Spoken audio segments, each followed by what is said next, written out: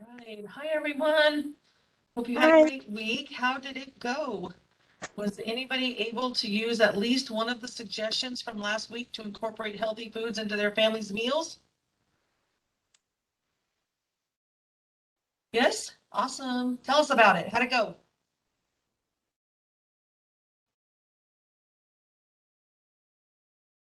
It went good. It's just Are you unmuted? yeah, I'm can't muted hear now. you. Sorry. Yeah. It went good. It's just having difficulty with them, eating the vegetables, but yeah, it kind of went good. She's muting. No, there we go. I'm sorry, I was trying to unmute her, but I can't. Uh-oh. Let's see. We'll try. Did it work? No? Now can you?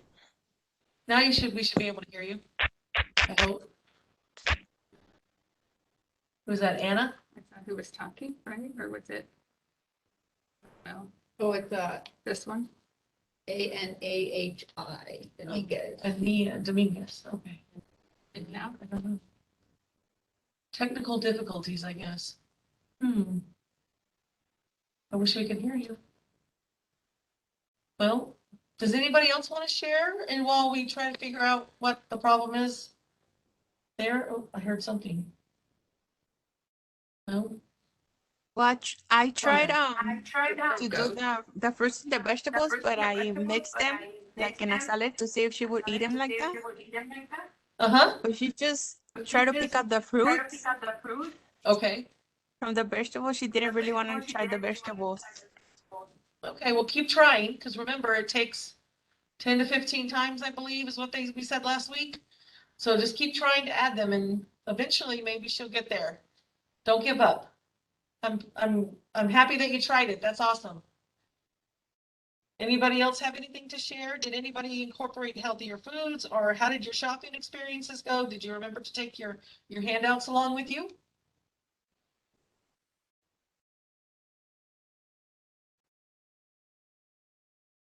Nobody wants to share or can't share because of the technical difficulties? We're still having issues incorporating more like whole grains. They're just like really picky, but we're gonna keep trying. I can barely hear you. Can you repeat that? We're turning up our volume, so hopefully that'll help. I'm sorry.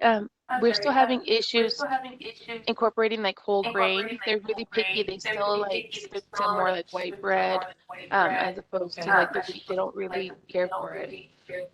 Okay. Again, I'm going to say the same thing. Keep trying. I'm so proud of you. You guys are doing awesome that you're trying. That's awesome. But yeah, it does take time. You know, kids get into habits just like we do, and it takes a long time to break those habits and start new healthy habits.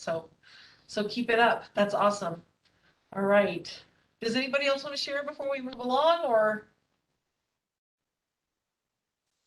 anybody else have any other experiences? I'm so happy that you guys are here today and that you're sharing. All right, well. Oh, hello, good morning. Hi. I just wanted to share that what I did this last week was prior to this class, I was leaning more towards the sweeter cookies, chocolate chip cookies, things like that for the kids. So this week I switched over to graham crackers. Oh, good. They Okay. really like them, so I'm glad for that. And then I did more yogurt this week. So more of those type of snacks versus just a quick, cheeses or just not the healthy stuff. So just implementing a little bit more of the healthier snacks for the kids. Yes, that's awesome. Congratulations. That's great. I actually did too. My son had oral surgery this week, so he couldn't eat the crackers and the junk food. He had to eat the soft stuff. So I got yogurt and applesauce, things like that were no sugar added. So I did that too. And I mean, he's 23. He can make his own decisions and do his own shopping, but I just had those available because I knew he was going to be sore.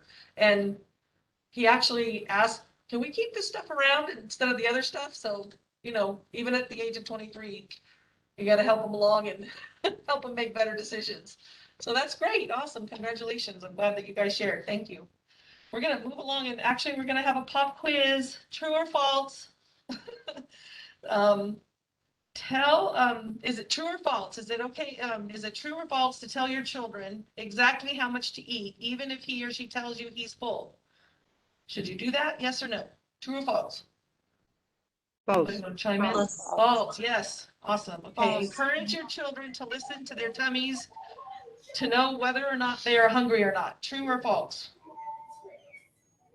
True. True. True. Awesome. True. Do not pressure your child to eat more if you feel they are not eating enough. True or false? True. True. True. Awesome. Provide access to healthy foods. True.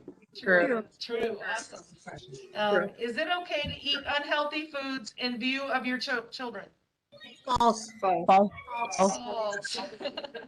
Parents should eat healthy foods to set an example for their children. True. True. True. True. All right. It is okay to drink unhealthy drinks in front of your child. True. False. False. All right. 100%. You guys did awesome. Thank you. Woohoo. Okay, we're going to move on to the next one. Foods to avoid. The goal of this activity is to clarify common confusion regarding the facts on nutrition labels, especially among these 5 common ingredients. Please look at your handout number 1 and refer to chart 3.2. Sugar and high fructose corn syrup have different names. You will also see it as high fructose corn syrup, also corn syrup, sucrose, or glucose. If the word ends in ose, O-S-E, you know that it's a type of sugar. There is often a high content of sugar in foods made for children. When you put these processed sugars into your body, you experience a sugar high that quickly raises your blood pressure, your blood sugar levels.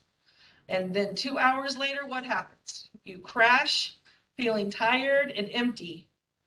Foods with processed sugar have empty calories because they provide a lot of energy, but very few nutrients such as essential vitamins and minerals and fiber. Okay, I'm going to move on to saturated fat. Saturated fats, saturated or solid fat is found mostly in animal products, such as butter, cream, hot dogs, beef, or the skin from the turkey and the chickens. It increases your cholesterol levels and clogs your arteries. It also increases your risk of heart disease. So you should choose foods with healthier fats, such as fish, such as those found in fish, nuts, avocados, and unprocessed oils. Trans fats or hydrogenated oil, mostly found in baked goods, packaged snack foods, and stick margarine. It's very bad for your heart. Hydrogenated oil is oil that is solid at room temperature. Companies use it because it's cheap and increases the shelf life of products.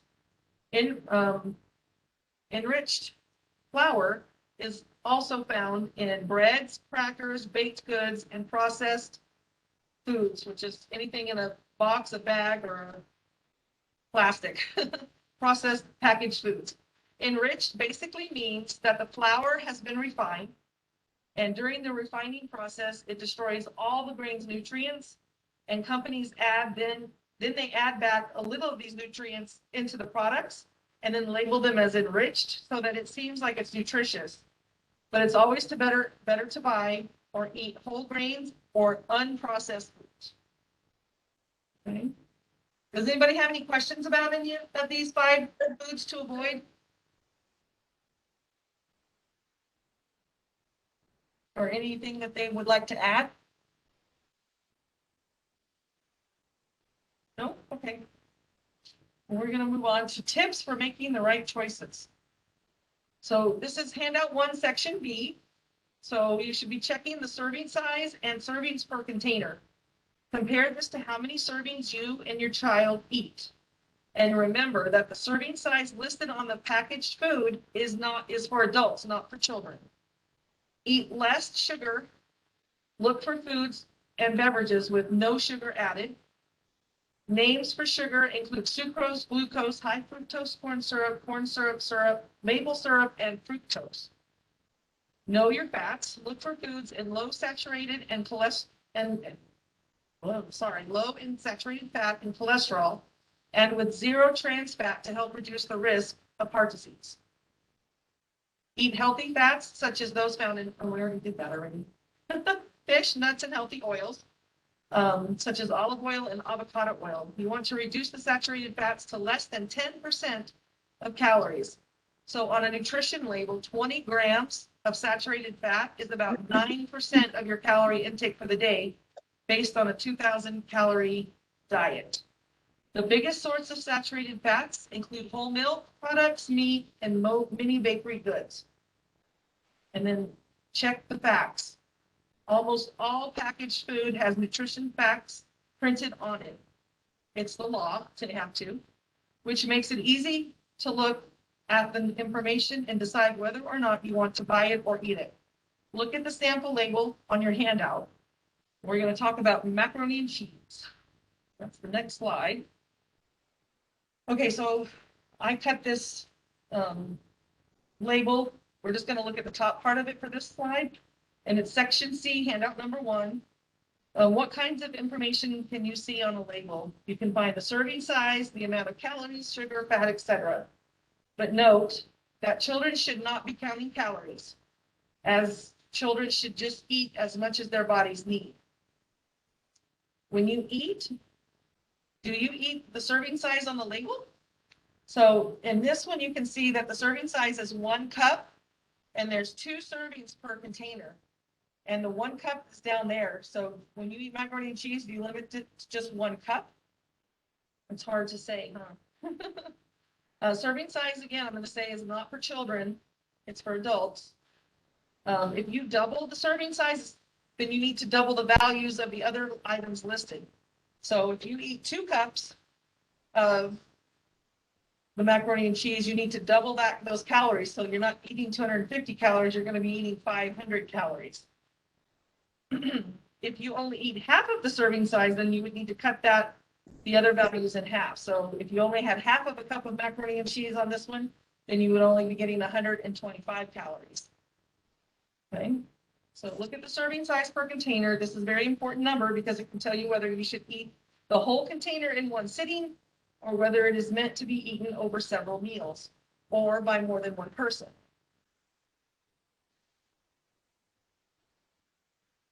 Sometimes it's very easy to buy what seems to be an individual or single serving food and or drink when it really is 2 or 3 serving sizes. Foods that many people don't realize have more than 1 serving per container include the 20-ounce soda bottles and small bags of potato chips. Okay, let's look at the next. Does anybody have any questions about this? About serving size and servings per container? No? Okay, let's look at the next part of the label. We're talking about saturated fats and trans fats. After serving size, nutrition labels list the amount of unsaturated and trans fats found in 1 serving. When grocery shopping, look for foods that contain unsaturated fats and fats that have low or 0 saturated fat or 0 trans fat. Foods with little or no saturated fats or trans fats can help reduce the risk of heart disease. Even though a nutrition label says it has 0 or no trans fats, look at the ingredients list, and we'll do that in a minute. Some foods can still have trans fats. It is usually called hydrogenated oil in the ingredients list, even though the nutrition label says it does not. If the amount is small enough, companies don't have to put it on the nutrition label. In the middle of the nutrition label, you'll also find the total number of carbohydrates. That's on the next slide. I'm going to go to the next slide. And you can see the total number of carbohydrates there is 31. But we're also going to talk about dietary fiber. Notice that macaroni and cheese does not have any dietary fiber. Does anybody know which foods do have dietary fiber? Anybody want to help me out? Chime in? Whole grain? Whole grain. I'm sorry? Whole grains. Whole grains, you're right, yes. Whole grains. There's others. Apples. Apples, that's fruits, yes. Vegetables, beans, and peas. So those are all natural foods that you find in their natural state, right? An apple or an orange, watermelon, peas, beans, fruits, and vegetables. So dietary fiber can help prevent heart disease and other chronic diseases. So it's best to eat food in their natural state, other than once we process it, we change it. And then like I said, with the whole grains, when they refine it, it takes out all the nutritional value. So it's better to eat an apple versus applesauce, or it's better to, eat an orange rather than drinking a glass of orange juice. So after dietary fiber on the nutrient list comes sugar, which says how much sugar is in one serving. Sugars listed on the nutritional label include naturally occurring sugars like those found in fruits and milk, as well as added sugars. It's important to look for foods and drinks with no added sugars, especially in foods you give your children. When you're shopping, check the ingredients list of an item to see where the sugars appear. Remember to limit foods that mention sugar in the first few ingredients, which means it's a very sugary food. How much sugar is in this macaroni and cheese? Can you see? 5 grams. 5 grams. 5 grams. That's right. Okay. Sugar is in nearly all processed foods. It is also in sodas, juices, popsicles, breads, and even ketchup. Sugar naturally combined with fat or fiber sources like fresh fruits will absorb into your body much more slowly, helping you avoid the roller coaster sugar ride. For example, you don't feel as hungry quickly after eating a fresh orange than if you were to just drink a glass of orange juice. It's better to eat the orange than the orange juice. Eating foods with natural sugars like fruits and vegetables will provide you the energy that lasts longer, allowing you to continue an activity for a longer period of time. Okay. We're going to look at the ingredients list next. And let's see. This is at the bottom of your handout 1 in section C. The ingredient list is another important part of the label. This list is in order of the amount of each ingredient in the food. If the ingredients are listed first, second, and third, you know that food probably has a lot of it. Does anyone see the ingredients that are on the list of 5 ingredients to avoid? I'm going to give you a hint. It's highlighted in yellow. The enriched wheat flour and the partially hydrogenated cottonseed oil. So enriched flour is first on the list. It means that there is more of that that ingredient in this product. So like we mentioned before, enriched flour, all the grains, all the nutrients of the grain are destroyed in the refining process. So what they've done is they've ground down the wheat, taken all the ingredients, all the nutrients out of it, and then added back the niacin, the iron, the vitamin B1, and the vitamin B2, and the folic acid. And then they say enriched. So you think it's healthy, but really it's not. Fewer nutrients means you will feel hungry sooner after, and you won't get the important vitamins and minerals that you need.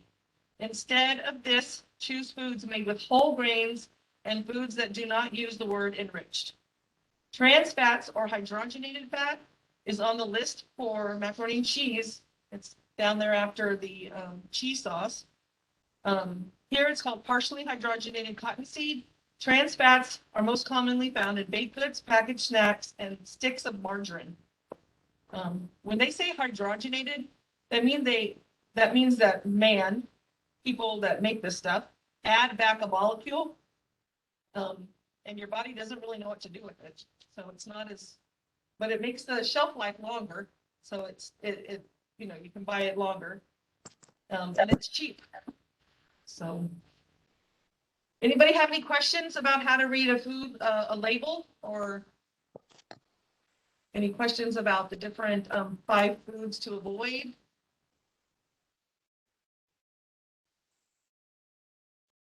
So we're going to move on to our challenge for nutrition this week. So we're going to challenge you to organize a treasure hunt for your family. Start by going through your kitchen and looking at nutrition labels. Remove all the unhealthy foods from your kitchen, the candy, the chips, the soda. What will you do with these foods? For all the unhealthy foods that are, so number 2 is look for all the healthy foods that are in your house. It's important to have your kids take part in this activity. Talk to them about healthy foods, whole fruits, chopped up fruit, fresh vegetables, water flavored with fresh fruit, and how these foods help you grow big and strong and healthy. Challenge number 3 is to look at nutrition labels the next time you go grocery shopping. Look carefully at the list of ingredients and buy only foods that have small amounts towards the end of the list or none of the 5 ingredients to avoid. Consider going on an organized grocery store tour at your local grocery store. Anybody have any questions? Or want to say or intervene something? Nope. All right, well, good luck, and I hope you guys take on one of those challenges, if not more. And we'll get back with you guys next week to see if you did, okay? I'm gonna give it over to Sarah for our physical activity break. All right, so the national guidelines recommend that young children engage in at least 1 hour each day of playful, moderate to vigorous physical activity. Making exercise fun for the entire family is a top priority rather than focusing on performance. Getting your child involved in the planning makes it exciting. So let them tell you what they want to do, or help them like what activities do they want to do, what do they want to go out and play. Let them be involved in that. And then not all children may be natural athletes, but having fun can encourage a lifetime of physical activity habits. So they might not be good at something, but at least they're out there doing it and they're trying, and it's getting them active and moving, so they don't need to be perfect at it. And then the 2 exercises for this week is the folding quesadilla, and this is an adult exercise. And then children ages 4 and 5 can also do it. And then the second exercise is the strawberry shake, and this is for the child exercise. Then I'm going to show you a video on how to do the exercises. Good morning. I'm going to start with the exercises. First one is the four or 5. Start with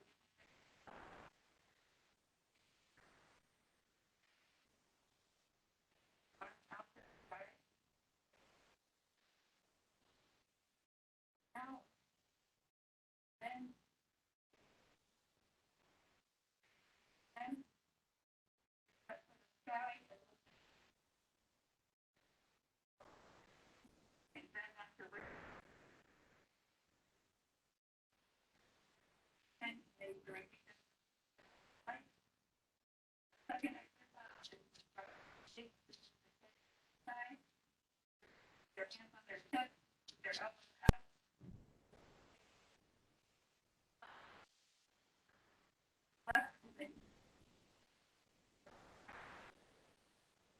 Fun on what they do it.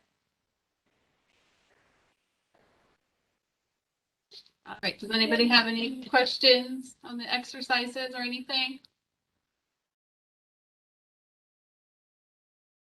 No.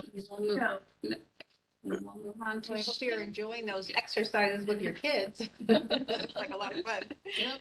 All right, I'm going to move on to the healthy parenting section of our workshop. All right, we've just talked all about how to read a nutrition label and 5 key ingredients to limit, which are sugar, high fructose corn syrup, saturated fats, trans fats, and enriched flour. Now we're going to move into talking about one of the most effective parenting skills, routine. So routines are very important. We use them in preschool We have routines that the kids get used to doing in preschool. The teacher sets up a routine. They come into school, they get their name, they line up by the sink to wash their hands. They sit down for their meal, and that starts their day, and they learn to expect that every day, and it makes their day run smoother. Because when children know what's coming next, sometimes they do much better than spur of the moment things. I mean, they are flexible and they can do that, but probably it's best for them to follow a routine most days. So we're going to talk about that in a minute, but first I wanted to have our parenting reflection session.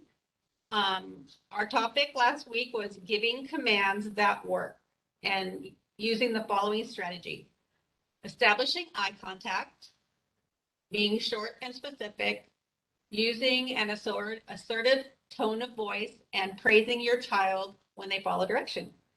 Does anyone want to share any of those things that they worked on with their family this week that worked for them? Yes, I'll share my. So I tried to be specific with my kids for bedtime. I kept repeating that it was time, that go to sleep, and I repeated it multiple times. My little one said, "Why do you keep saying that?" And then eventually she just went and lay down and fell asleep. And then you went like this. Yes, it worked. Outside the room, of course. That's awesome. So glad to hear that. They pick up on those little things. They We know got the the- difference. Persistence pays off. All right. Anyone else want to share anything that works for them?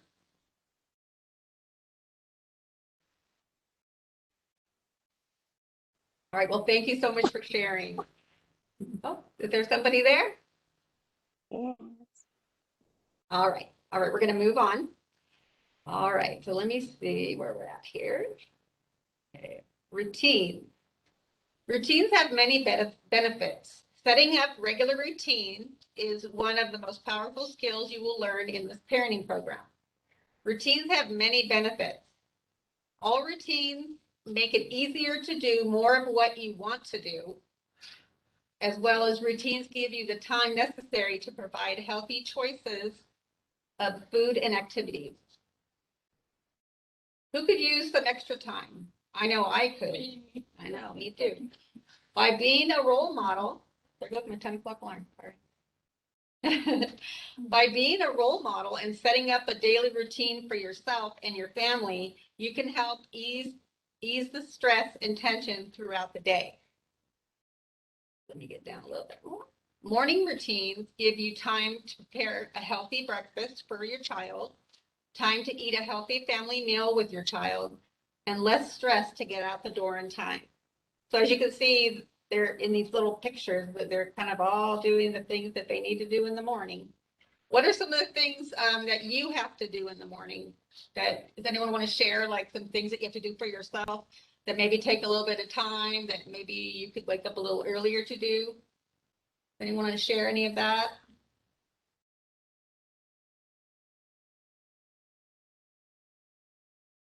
For example, I get up myself and I have to do my hair before I come to school, even though it doesn't look that great. It takes me a few minutes. And I have to make sure that my husband has his breakfast, so I make him his breakfast before I leave. So those are just some of the things I have to do before I come to work. And of course, I have to drink 1 cup of coffee. That's like important. Same here.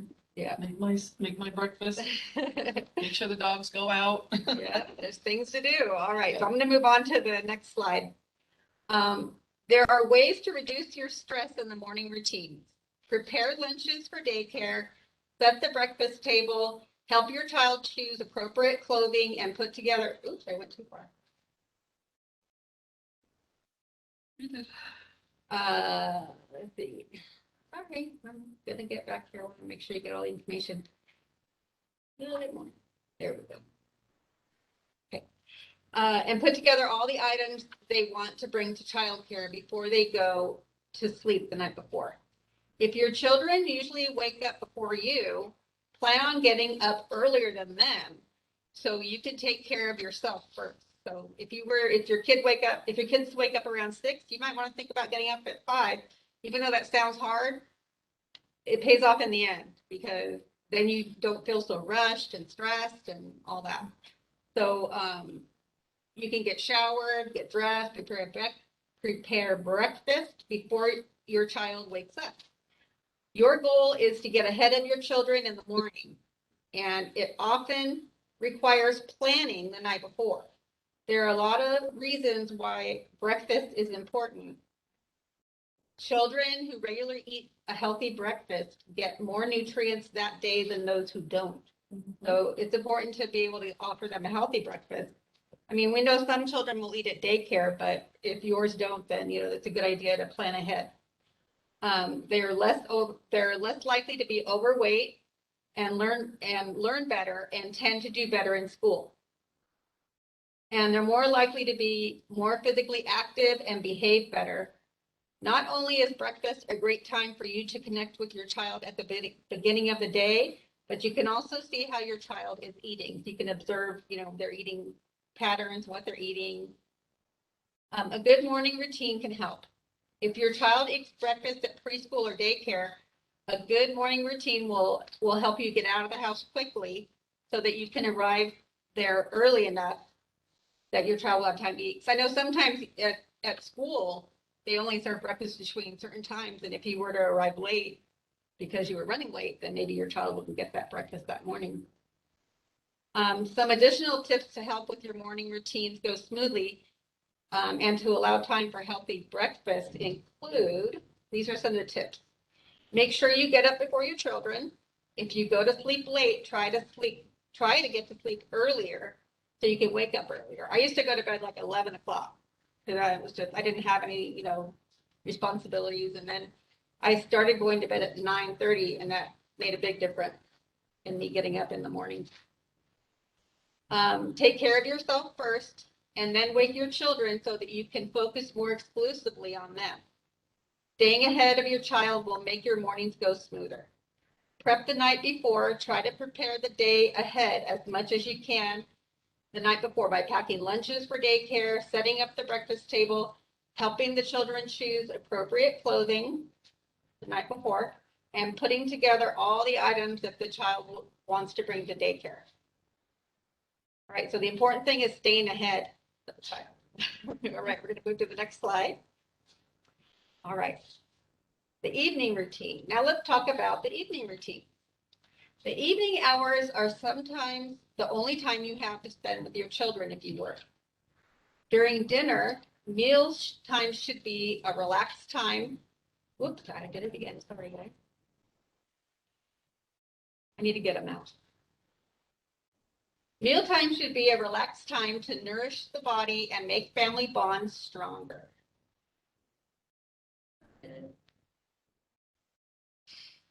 Schedule dinner early enough so you have enough time for the rest of your evening routine. Evening routines might be eating and then having the period where you're bathing and putting their pajamas on and reading them a bedtime story.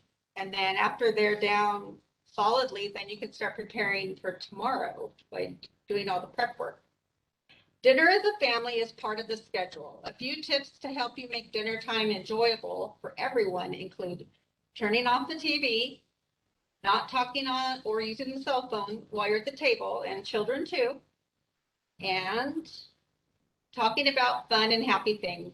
Let your child lead the mealtime conversation. You can talk about school, talk about your work, talk about things that happened in their day, just to have a pleasant conversation. And then let your children select which healthy foods they would like to eat. Encourage your children to try new foods, but do not force them to eat. And then after dinner comes the time when your children need to unwind and get ready for bed. Some of you have noticed that it's hard for you to wake up your child in the mornings, I'm sure. And it may be because they're not getting enough sleep. Setting up a good sleep routine involves getting a child from the standing to the gradual laying down. Just like morning routine, it is helpful to work backwards from the end. The morning routine has been set up so you know what the wake up time will be. Some additional tips to help your evening routine go smoothly and allow time for healthy meals include doing more active steps before the less active steps. So probably getting some physical activity. Before your child lays down in bed quietly, do relaxing activities with him. For example, read a book, have them take a bath and put on their pajamas. And before that, have your child brush his or her teeth. And before that, your child would be sitting and eating dinner. So you're kind of moving backwards in your schedule. We're ready for the next slide. Okay, see if you can find your handout 3-40 in your handout section. Put this handout as well as the daily routine will help you make, I think I wrote this crazy. Sorry about that. Will help you put it on your refrigerator to give you a reminder of your daily schedule. We have a form here for you to make your own schedule. It's a blank schedule. You probably can't see it. I don't know if you can see it, but this is it. And so you can make a morning activity schedule and an evening activity schedule. And then it even gives you a section for things that you can do the night before to make your morning run smoothly. So with that, that'll help you set up a new family routine that will be the first step to help you and your child get more things done during the day and to lead a more healthy life. So we have also the Healthy Parenting Challenge for next week. So the challenge is this week. Did I skip a slide? I think I did. Huh? But we can go back to it. I skipped the sleep one. Yeah. We'll do that one. We'll do that one after. All right. This week I will try for your challenge to get up in the morning, to get up before my child, to get myself ready by showering or whatever my morning routine is, and to do an evening prep. So I have everything ready for the next day, prepared the night before. And then also, if I can, I want to try to do the evening routine where we all eat together, we turn off the TV, we have a nice conversation, and then we just follow the routine of the evening to where it eventually gets to where your child goes to sleep and lies down. Using those steps, remember the steps that we said about repeating the time to go to sleep. That seemed to work for the other mom, so let's try that. All right, we're going to go back to one slide because I wanted to share this with you. This one is important. How much sleep a child needs. It can be difficult to wake a child who's tired, so we want to know how much sleep each age for a child needs to have, including their nap. So as you can see here, there's a handout about that. I'm pretty sure Sarah, we sent that one, right? The one about the sleep. Yeah. I didn't write down the number, but if you don't seem to find it in your packet, let me know. We'll send that to you. So it depends on the age of the child. Like a baby, 6 months old, will need 11 hours of sleep, plus 2 naps that are 3.5 hours or 3.5 hour total of nap. And then a 5-year-old only needs 11 hours of sleep at nighttime, which sounds like a lot, but remember that's their growing time. And so that they need a lot of sleep to rest that body and get it growing. So you can see all in between the different times for naps and longer nighttime sleep. So read through here real fast. If you have children younger than 4 years old, you may be able to have them take longer naps if they will take them, if they do not get to sleep on time. But this is not the best way because they need that long sleep time. And then find handout 2, setting up, well, that's where that was. So handout 2, that's the schedule that you can make on your own. That's your outline for setting up your own practice schedule. Right? So if you have any questions about sleep or scheduling, anyone that I can help you with or manage sleep? Well, my daughter's 3 years old and she does sleep around 11 hours, but she doesn't want to nap at all during the day. And she's 3? Yeah. Yeah, I mean, that's kind of getting to the point where they start eliminating the nap.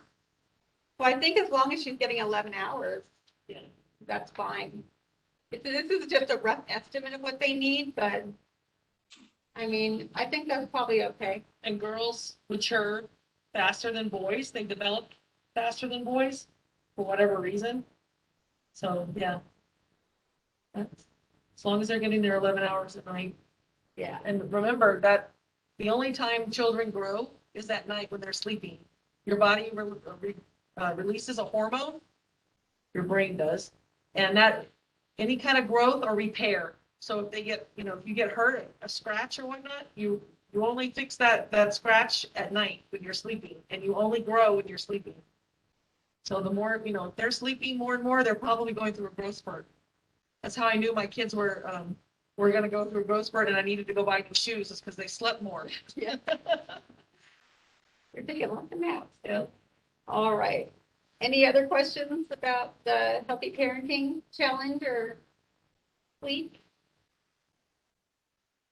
All right. Well, I encourage all of you to make your schedule and see how that works for your families. I think you'll see a big difference in how things are running. All right. Can move on. Question answered. Does anyone have any final questions or comments before we end the meeting? And then also, again, I'll be sending out the feedback form later today. So if you fill that out, you'll be entered to win a prize for this week. And then if you have not done so, could you please put your first and last name in the chat box for attendance? We hope you're enjoying our workshop. Thank you for taking time out of your busy day. We know how busy you are, and we just appreciate that you're here and your willingness to learn. You know, we're here, so we're glad that you're here. We have 3 more weeks after this week, and then the behavior pairs will be putting on their workshop about why does my child do that? I think it's 5 or 6 weeks long. I'm not positive. It'll take us right up to the winter break. And then after winter break, starting in January, we're going to go back to our literacy and language development. We're going to add different activities into that. That's a 5-week, 5 or 6, 5-week program. And then we'll do healthy parenting again for another 6 weeks. And then towards the end of the year, right before the end of the year, the behavior pairs will do a different behavior meeting, another 6 weeks of behavior. So we encourage you to stick with us on our workshop Wednesdays. Thank you again for your time. If you guys don't have any other questions or comments, we're going to end it. I know we're a little early. Thank you. Thank you so much for your time. Thank you. Thank you. Bye-bye. Thank you. Bye-bye. Bye. Bye. Thank you.